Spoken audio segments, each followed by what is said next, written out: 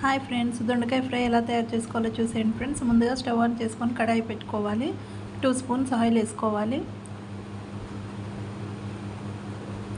ఆనియన్స్ని కట్ చేసి వేసుకోవాలి. ఆనియన్స్ని మంచిగా ఫ్రై చేసుకోవాలి ఫ్రెండ్స్.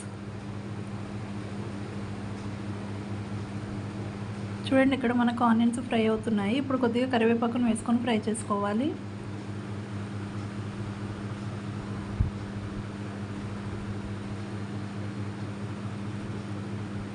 చూడండి ఫ్రెండ్స్, మనకి ఇక్కడ ఆనియన్స్ అనేది ఫ్రై అయిపోయాయి. ఇప్పుడు కొద్దిగా అల్లం వెల్లుల్లి పేస్ట్ వేసుకోవాలి. కొద్దిగా పసుపును వేసుకోవాలి.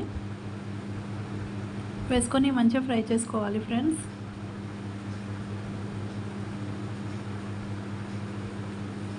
ఇప్పుడు దొండకాయ ముక్కల్ని వేసుకోవాలి.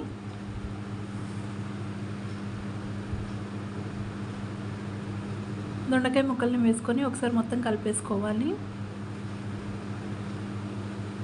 ఇవి ఆయిల్లో కొంచెం ఫ్రై చేసుకోవాలి ఫ్రెండ్స్.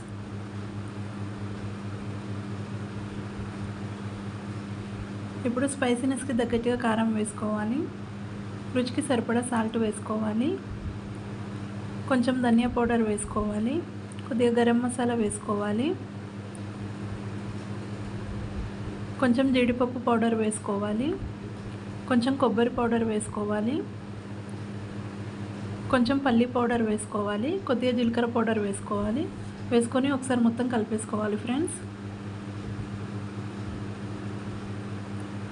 చూడండి, ఇలా మొత్తం కలిపేసుకోవాలి. ఇప్పుడు ఫ్లేమ్ సిమ్లో పెట్టుకొని మూత పెట్టుకొని మగ్గించుకోవాలి ఫ్రెండ్స్. చూడండి, కొద్దిసేపు తర్వాత మూత తీసి చూస్తే చూడండి ఫ్రెండ్స్, మనకి దొండకాయ ఫ్రై అనేది మంచిగా ఫ్రై అయిపోయింది. దొండకాయ మంచిగా ఉడికిపోయింది.